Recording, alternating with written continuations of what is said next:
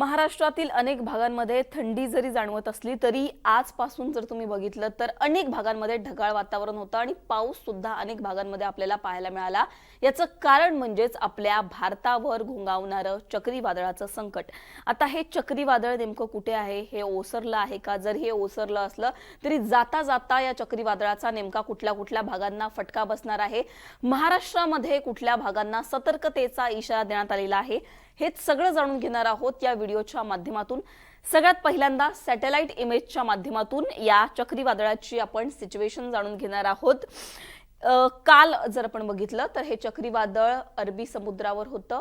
या आधी हे चक्रीवादळ बंगालच्या उपसागरामध्ये होतं, तिथे त्याचं रूपांतर कमी दाबाच्या क्षेत्रामध्ये झालं होतं, ते ओसरलं होतं आणि त्यानंतर ते अरबी समुद्रामध्ये तयार झालं होतं। आणि आता हे चक्रीवादळ जर आपण बघितलं तर ते भारताच्या किनारपट्टीपासून आपल्याला लांब जाताना दिसतंय। अरबी समुद्रामध्ये जे हे चक्रीवादळ होतं त्याचा प्रभाव आता आपल्याला कमी पाहायला मिळतोय। एकूणच इकडे जर तुम्ही बघितलं तर आता ओसरताना हे चक्रीवादळ आपल्याला पाहायला मिळतंय। पण या चक्रीवादळाचं जरी कमी दाबाच्या पट्ट्यामध्ये रूपांतर झालेलं असलं तरी आता इकडे जर तुम्ही बघितलं तर महाराष्ट्रामधील सुद्धा काही भागांमध्ये या चक्रीवादळाचा फटका आपल्याला बसणार आहे। या चक्रीवादळामुळे पावसाची शक्यता वर्तवण्यात आलेली आहे। आपण पुढे पाहणार आहोत महाराष्ट्रामधील कुठल्या भागांना या चक्रीवादळामुळे सतर्कतेचा इशारा देण्यात आलेला आहे। तामिळनाडू असेल, पॉंडिचेरी असेल, कर्नाटक असेल, आंध्र प्रदेश असेल, भारतामध्ये जर आपण बघितलं तर या सगळ्या भागांना या फेंगल चक्रीवादळाचा फटका बसला होता आणि त्यानंतर अरबी समुद्रामध्ये हे चक्रीवादळ पुन्हा निर्माण झालं होतं आणि महाराष्ट्रामध्ये खास करून कोकण किनारपट्टीवर या चक्रीवादळाचा मोठ्या प्रमाणामध्ये फटका जाणवेल असा अंदाज हवामान विभागाने वर्तवलेला होता। मुंबईमध्ये सकाळपासून ढगाळ वातावरण होतं, काही ठिकाणी पाऊस सुद्धा पडला होता।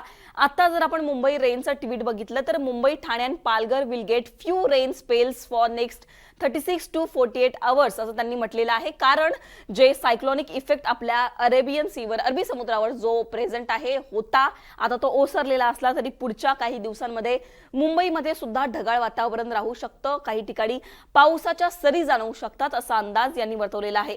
पुढे आता हवामान विभागाने महाराष्ट्रामध्ये कुठल्या जिल्ह्यांना अलर्ट दिलेले आहेत हे आपण पुढच्या ग्राफिक्सच्या माध्यमातून पाहणार आहोत।